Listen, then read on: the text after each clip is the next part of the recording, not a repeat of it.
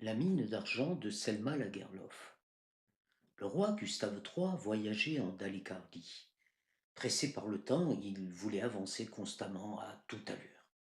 La vitesse était telle que les chevaux avaient l'air de lanières tendues sur la route et que la voiture ne roulait plus que sur deux roues dans les tournants. Et pourtant, le roi passait la tête à la portière pour crier au cocher. Pourquoi nous fais-tu traîner comme ça? Crois-tu conduire un convoi de coquilles d'œufs? À rouler à cette allure endiablée sur des routes mauvaises, c'eût été miracle que harnais et voiture tinssent bon. C'est du reste ce qu'ils ne firent point. Au pied d'une pente raide, le timon se cassa, et voilà le roi en panne. Les gentilshommes de la suite sautèrent vivement hors du carrosse et se mirent à invectiver le cocher, ce qui du reste ne changea rien aux dégâts. Il y avait impossibilité absolue de continuer le voyage avant d'avoir réparé la voiture. Comme les courtisans promenaient leurs regards autour d'eux pour trouver quelque chose qui pût divertir le roi durant l'attente, ils virent un peu plus loin sur le chemin un clocher qui émergeait d'un bouquet d'arbres. Ils proposèrent au roi de prendre place dans une des voitures de la suite pour se laisser conduire à l'église. C'était un dimanche et le roi pouvait toujours écouter la messe pour passer le temps, jusqu'à ce que le grand carrosse royal fût prêt. Le roi, ayant accepté, se dirigea vers l'église. Jusqu'à ce moment, il n'avait vu, de longues heures durant, que de vastes forêts noires. Ici, le paysage prenait un aspect plus gai. Parmi des champs assez étendus et des villages, la Dalef roulait ses flots clairs et splendides entre les aulnes innombrables. Mais le roi n'eut pas de chance. Au moment même où il descendait de voiture sur la place de l'église, il entendit le chantre entonner le psaume de sortie et les gens commencèrent à s'en aller. En les voyant passer devant lui, le roi s'arrêta un pied dans la voiture, l'autre sur le marchepied, et resta ainsi immobile, fasciné par le spectacle. Jamais il n'avait vu de gens de si belle tenue. Les hommes, qui tous dépassaient la taille moyenne, avaient des figures graves et intelligentes. Les femmes avançaient dignes et majestueuses, comme si la paix dominicale se fût reflétée dans leur maintien.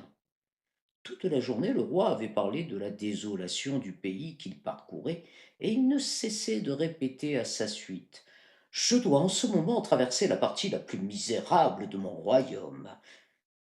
Mais, à présent qu'il voyait les habitants vêtus du beau costume national, il oubliait complètement de penser à leur pauvreté. Bien au contraire, il se sentit le cœur tout réchauffé et se dit à lui-même: le roi de Suède n'est pas en si mauvaise posture que le croient ses ennemis. Tant que mes sujets garderont cet aspect-là, je serai bien en état de défendre mon trône et mon pays. Sur son ordre, les courtisans annoncèrent aux passants que l'étranger survenu au milieu d'eux était leur roi, et les fit regrouper autour de lui pour qu'il pût leur parler. Et ainsi le roi fit un discours au peuple.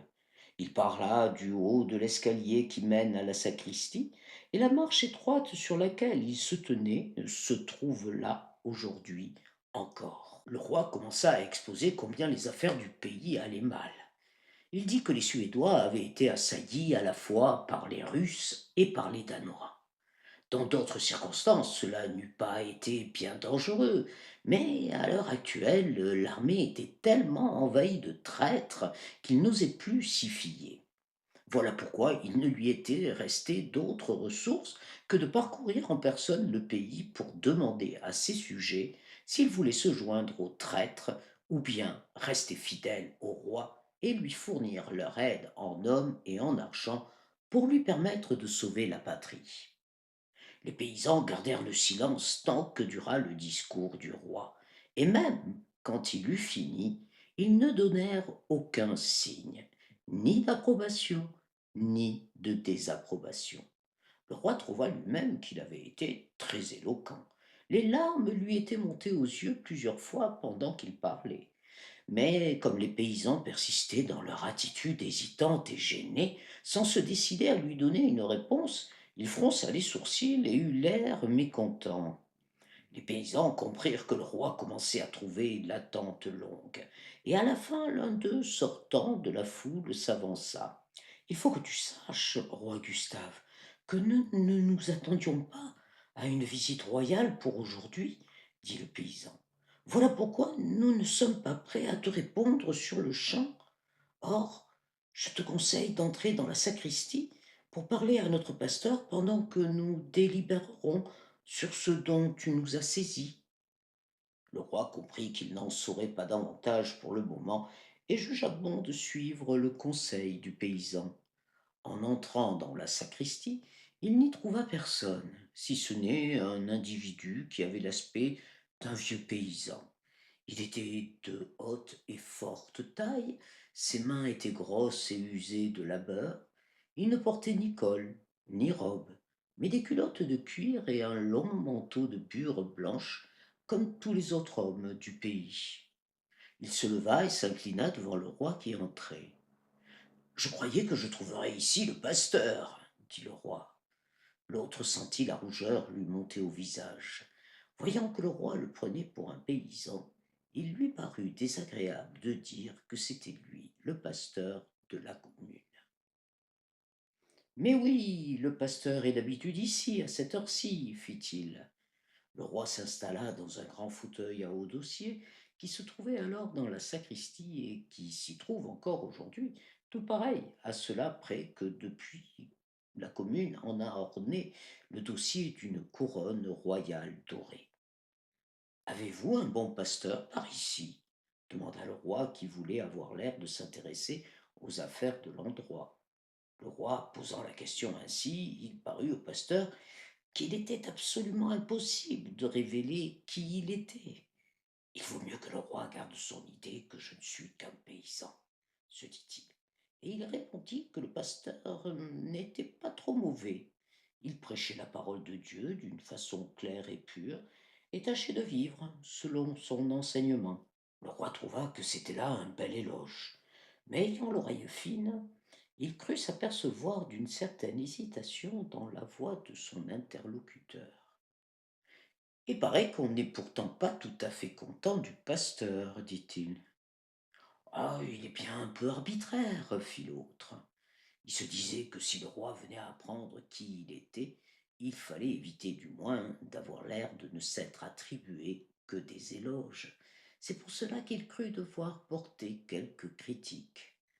Il y en a bien qui disent que le pasteur veut être seul à tout décider dans cette commune, continua-t-il. Dans ce cas, fit le roi, il a dû tout décider et arranger de la meilleure façon. Il n'aimait pas que le paysan se plaignît de son supérieur. Il me paraît à moi qu'ici règnent les bonnes mœurs et la simplicité du bon vieux temps. Oh, les gens d'ici sont assez honnêtes, poursuivit le pasteur, mais aussi ils vivent loin de tout, dans l'isolement et la pauvreté. Ils ne seraient guère meilleurs que les autres si les tentations de ce monde venaient plus près d'eux. Heureusement, il n'est pas à craindre que cela arrive, dit le roi en haussant les épaules. Il ne dit plus rien, mais se mit à tambouriner des doigts sur la table. Il estima avoir échangé assez de paroles gracieuses avec ce rustre et se demandait avec impatience quand les autres auraient enfin préparé leur réponse. Les paysans d'ici ne sont pas très empressés de venir au secours de leur roi, pensa-t-il. Si j'avais au moins mon carrosse, je m'en irais tout de suite, loin d'eux et de leur délibération. Le pasteur, de son côté, restait là en proie à une lutte intérieure au sujet d'une décision importante qu'il fallait prendre. Il commença à se féliciter de n'avoir pas dit au roi qui il était. Il estimait pouvoir ainsi lui parler de choses qu'il n'aurait pas osé aborder autrement.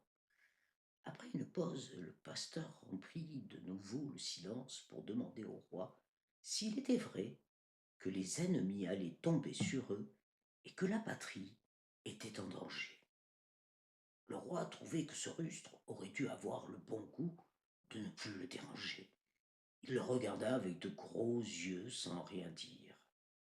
Je le demande parce que j'étais à l'intérieur et n'arrivais pas à bien saisir les paroles, dit le pasteur. Mais si vraiment il en est ainsi, Je voudrais vous dire que le pasteur de cette commune serait peut-être en état de procurer au roi autant d'argent qu'il lui en faut. Hmm, il me semble avoir entendu tout à l'heure que tout le monde par ici est pauvre, dit le roi, pensant tout bas que cet homme ne savait pas au juste ce qu'il disait.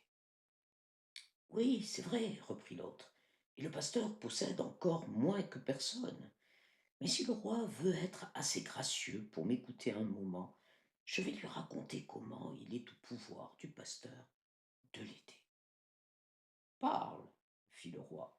Tu parais avoir moins de peine à faire sortir les mots de tes lèvres que tes amis et voisins là-bas, qui n'arrivent pas à formuler leurs réponses. Ce n'est pas si facile de répondre au roi.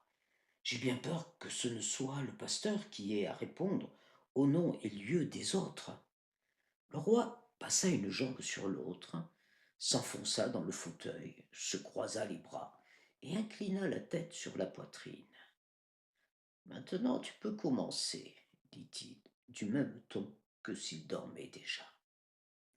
Il y avait une fois 5 hommes de cette commune qui chassaient les lamps dans la forêt, commença le pasteur. L'un d'eux était le pasteur dont nous parlons. Deux des autres étaient soldats et s'appelaient Olof Erik Svard. Le quatrième était l'aubergiste du village où nous sommes, et le cinquième était un paysan du nom de Israël, père personne. Bon, ce n'est pas la peine de donner tant de noms, murmura le roi, laissant retomber la tête sur le côté. Ces hommes-là étaient de bons chasseurs, à qui la veine souriait toujours. Mais ce jour-là, ils avaient fait de longues marches sans rien prendre. À la fin, ils renoncèrent complètement à toute recherche et s'assirent par terre pour causer. Ils se disaient entre eux que dans la forêt entière, il n'y avait pas un seul endroit qui convînt à la culture. Il n'y avait partout que des rochers et des marais.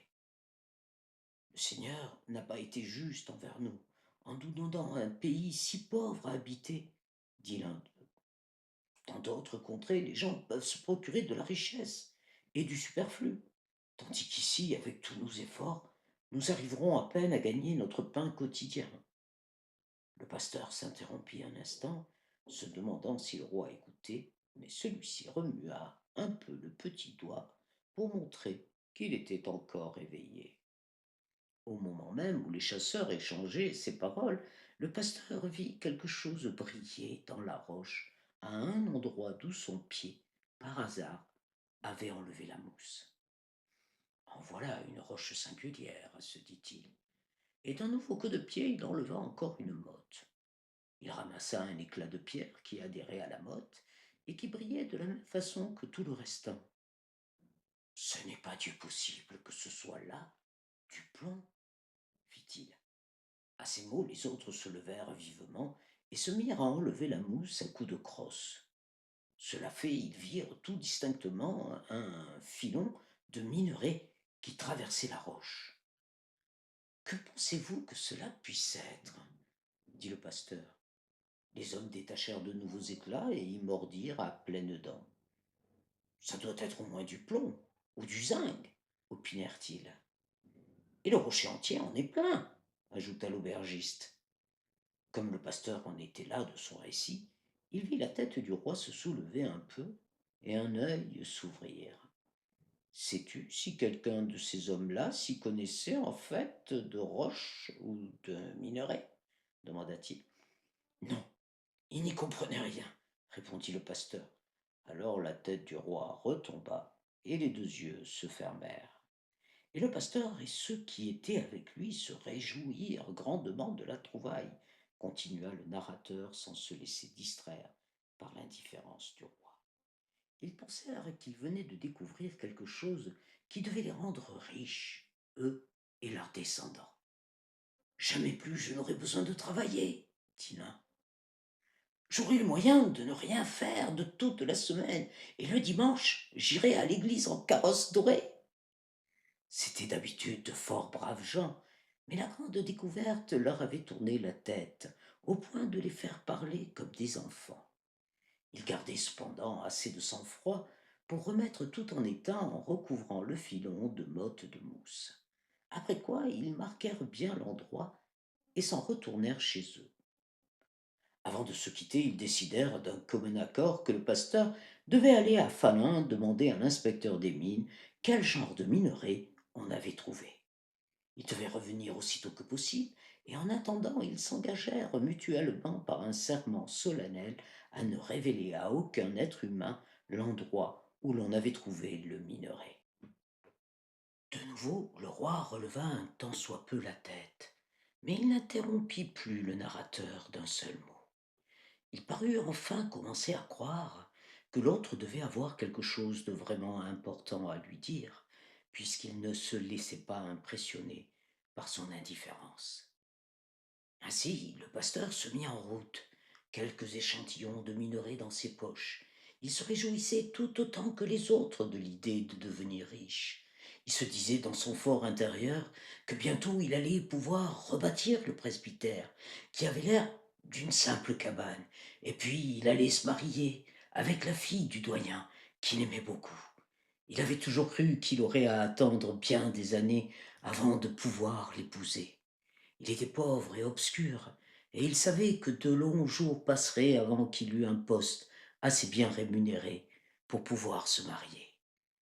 Le pasteur gagna Falun en 2 jours, et passa le troisième dans l'attente de l'inspecteur qui était absent. Enfin, il put le voir et lui montrer les morceaux de minerai. L'inspecteur les mit dans sa main. Il regarda d'abord les morceaux, puis le pasteur. Celui-ci raconta qu'il les avait trouvés dans une montagne de sa commune, et que maintenant il se demandait si cela ne pouvait pas être du plomb. Non, ce n'est pas du plomb, dit l'inspecteur. Peut-être alors que c'est du zinc, demanda le pasteur. Ce n'est pas du zinc non plus, dit l'inspecteur. Il sembla au pasteur que tout espoir s'évanouissait. Il y avait longtemps qu'il ne s'était senti si abattu. Est-ce que dans votre commune vous avez beaucoup de morceaux de pierre de ce genre demanda l'inspecteur. Nous en avons une montagne entière, dit le pasteur. Alors l'inspecteur des mines s'approcha de lui et le frappa sur l'épaule en disant: Je vous souhaite d'en faire un tel usage que cela profite tant à vous qu'à la patrie, car c'est de l'argent. De l'argent, répéta le pasteur, et il resta là comme abasourdi. C'est de l'argent. L'inspecteur se mit à lui expliquer comment il fallait s'y prendre pour acquérir le droit légal sur la mine, et lui donna une foule de bons conseils. Mais le pasteur demeura tout étourdi, et n'écouta pas ce qu'on lui disait. Il ne faisait que retourner dans sa tête cette idée merveilleuse que là-bas, dans sa pauvre commune, il y avait une montagne entière de minerais d'argent qui l'attendait. Le roi leva la tête si vivement que le pasteur s'arrêta net. Je suppose, dit le roi, que lorsqu'il fut de retour et qu'il se mit à travailler la mine, il constata que l'inspecteur n'avait fait que se moquer de lui. Mais non, l'inspecteur ne l'avait pas trompé, dit le pasteur. Tu peux continuer, dit le roi qui se rassit pour écouter. Lorsqu'enfin le pasteur fut de retour dans sa commune, poursuivit le narrateur, il jugea que son premier devoir était d'informer ses camarades de chasse de la valeur de leur trouvaille. Et comme il passait devant l'auberge de Stenson, il décida d'entrer chez lui pour raconter que ce qu'on avait trouvé était de l'argent. Mais en arrivant devant la porte, il vit qu'il y avait des draps devant les fenêtres et qu'une large traînée de sapins hachés conduisait à l'escalier d'entrée. Qui est-ce qui est mort par ici demanda-t-il à un gamin qui musait près de la barrière. C'est l'aubergiste lui-même, répondit le gamin, et il raconta au pasteur que depuis une semaine, l'aubergiste se saoulait tous les jours. Ah, que d'eau de vie! Que d'eau de vie! On en a fait couler, s'exclama le gamin. Comment cela se fait-il demanda le pasteur. L'aubergiste ne se saoulait jamais auparavant. Il buvait, dit le gamin, parce qu'il prétendait avoir trouvé une mine. Il était tellement riche, disait-il, il n'aurait jamais plus besoin de faire autre chose que de boire. Et hier soir, il partit en voiture tout bu qu'il était. La voiture versa, et il fut tué net. Lorsque le pasteur eut tout appris, il reprit son chemin. Il était bien attristé de ce qu'on lui avait raconté. Il était revenu si heureux, se réjouissant à l'idée de communiquer la grande nouvelle. À peine eut-il fait quelques pas qu'il vit Israël père personne s'avancer vers lui. Il avait son aspect ordinaire, et le pasteur se dit qu'heureusement, la fortune n'avait pas tourné la tête à celui-là. Il ne fallait pas tarder à le rendre heureux en lui annonçant que, dès maintenant, il était un homme riche. Bonjour, dit père personne. Tu reviens de Falun maintenant? Oui, répondit le pasteur, et je viens te dire que tout s'est passé bien mieux que nous n'aurions pu l'imaginer. L'inspecteur des mines m'a dit que c'est du minerai d'argent que nous avons trouvé. À ce moment même, père personne eut l'aspect d'un homme devant qui la terre vient de s'ouvrir. Qu'est-ce que tu dis? Qu'est-ce que tu dis? C'est de l'argent? Oui, reprit le pasteur, nous sommes riches, nous tous, à présent, et nous pourrons vivre à l'aise. C'est de l'argent, répéta père personne encore une fois, et il eut l'air encore plus accablé. Mais certainement, c'est de l'argent, affirma le pasteur. Tu ne penses pas que je veuille te tromper. N'aie pas peur de te réjouir. Me réjouir, dit père personne. Moi, me réjouir. Je croyais que ce que nous avions trouvé n'était que du mica, et comme je préférais le certain à l'incertain, je viens de vendre ma part de la mine à Olof Svard pour 100 écus. Il était désespéré, et lorsque le pasteur le quitta, il resta à pleurer sur la grande route.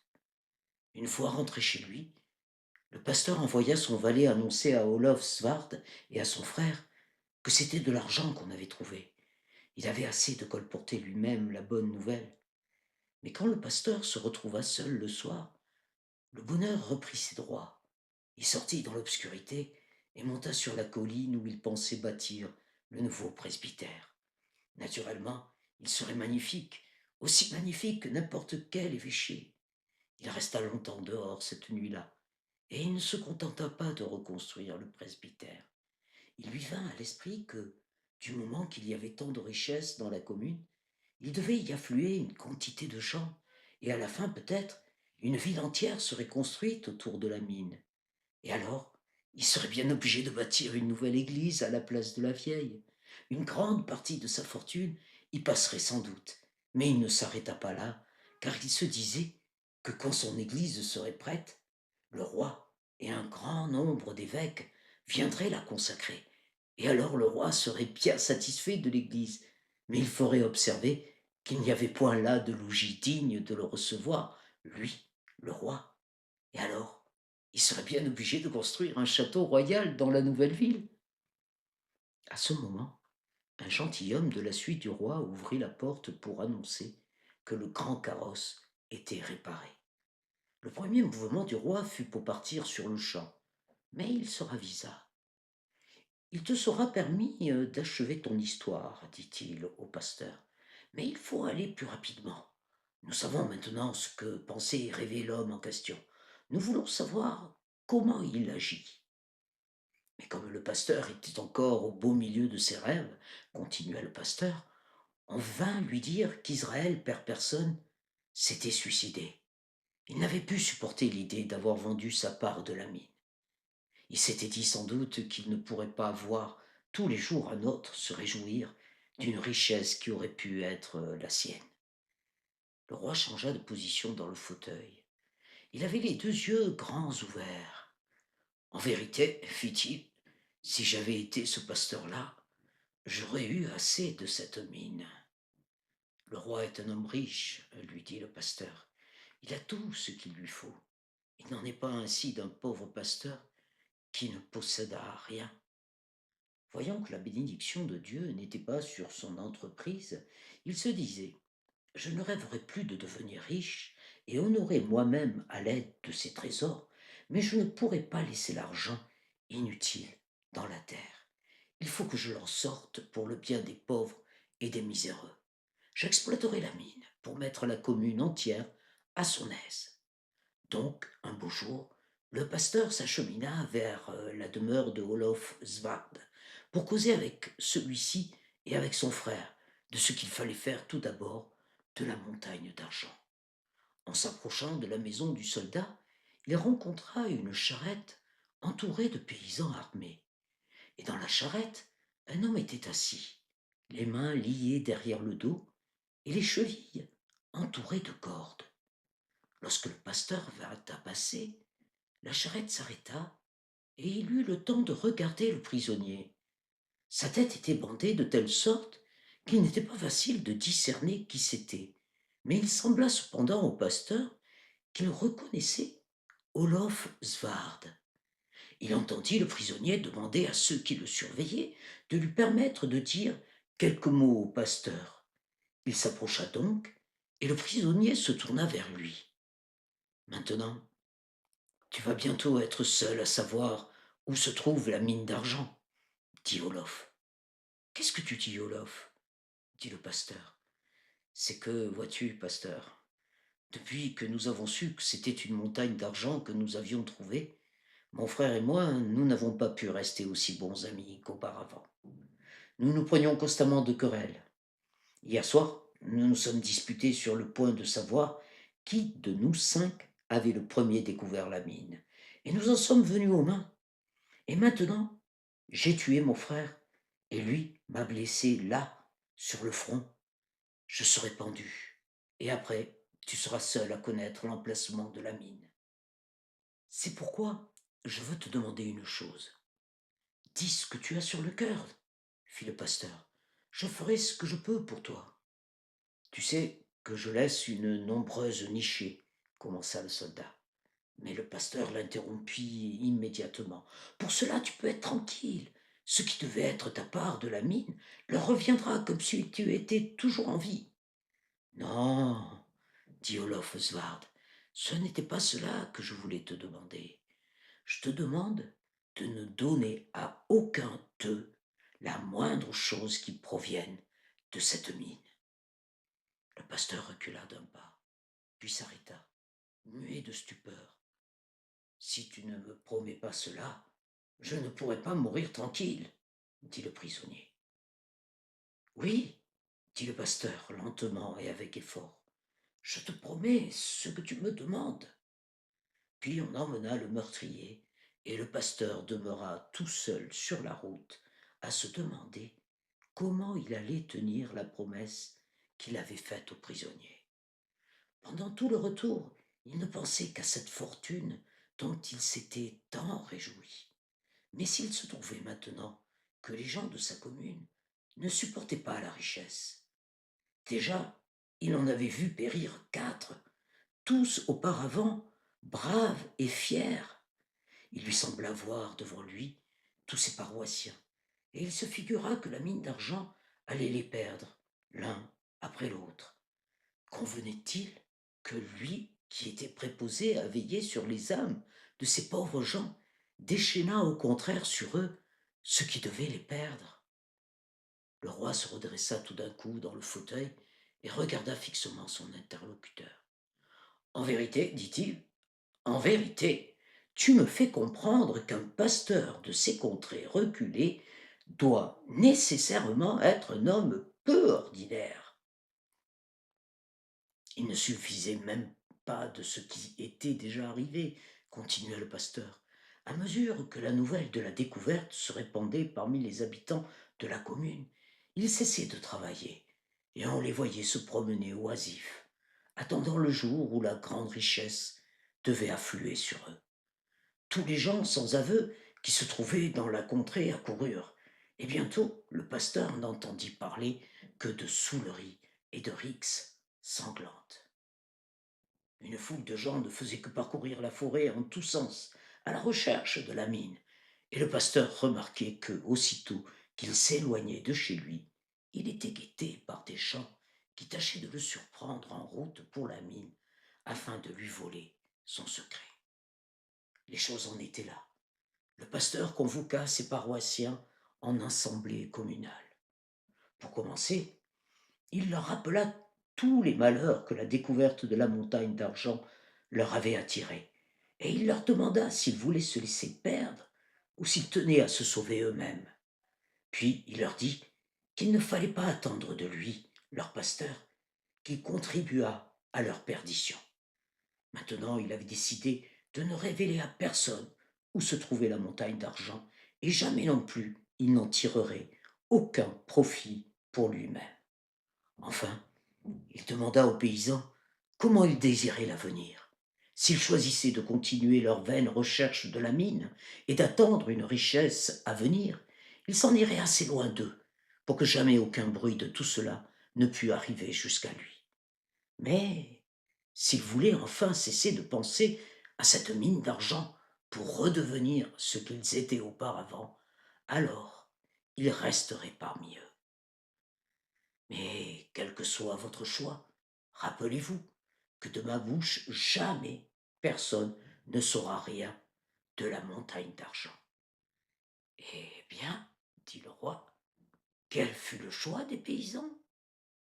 Il fut celui que désirait le pasteur. Ils comprirent qu'il voulait leur bien, puisqu'il choisissait lui-même de rester pauvre à cause d'eux. Et ils chargèrent leur pasteur d'aller à la forêt, cacher le filon de Ménoré sous les pierres et les branches mortes si bien que jamais personne ne put le retrouver, ni eux-mêmes, ni leurs descendants.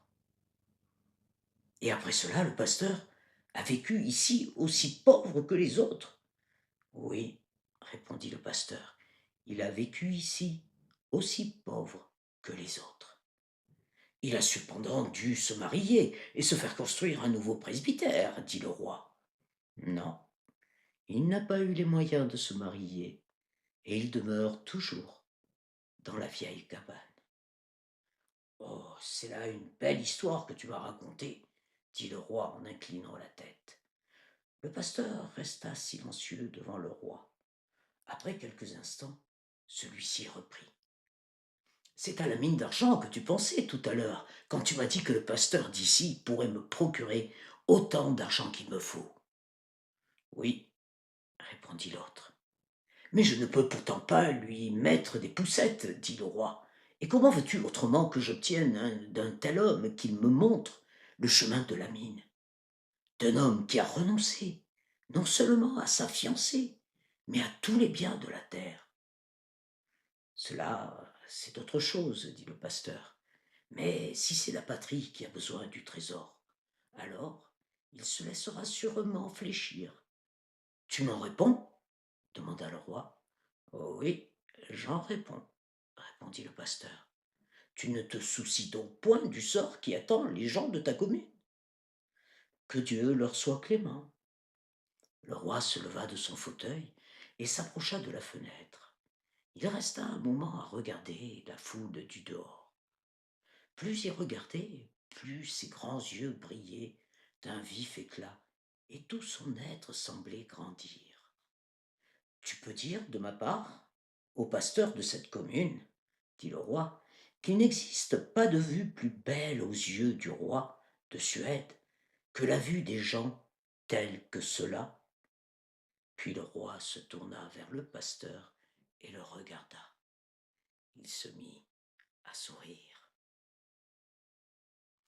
Est-ce par hasard que le pasteur de cette commune serait si pauvre qu'aussitôt la messe finie, il ôte ses habits noirs pour se mettre en paysan? Demanda le roi. Oui, il est si pauvre, fut la réponse, et de nouveau la rougeur monta au rude visage du pasteur. Le roi retourna à la fenêtre. On voyait bien qu'il était de la plus belle humeur. Tout ce qu'il y avait en lui de sentiments nobles et généreux avait été réveillé par ce qu'il venait d'entendre. Tu devrais laisser cette mine en paix, dit le roi, puisque tu as trimé et peiné une vie entière pour rendre les gens d'ici tels que tu les désirais. Il faut bien que tu les gardes tels qu'ils sont maintenant. Mais si la patrie est en danger, demanda le pasteur. La patrie est mieux servie par des hommes que par de l'argent, dit le roi. Et ayant dit cela, il prit congé du pasteur et quitta la sacristie. Au dehors, la foule était aussi silencieuse, aussi avare de paroles que lorsqu'il l'avait quittée. Mais comme le roi descendait les marches de l'escalier, un paysan s'avança vers lui. As-tu vu notre pasteur? Dit le paysan. Oui, dit le roi, j'ai parlé à votre pasteur. Alors, tu as dû avoir notre réponse, dit le paysan. Nous t'avons prié d'aller causer avec notre pasteur pour que ce fût lui qui te donnât notre réponse. Oui, j'ai eu la réponse, dit le roi.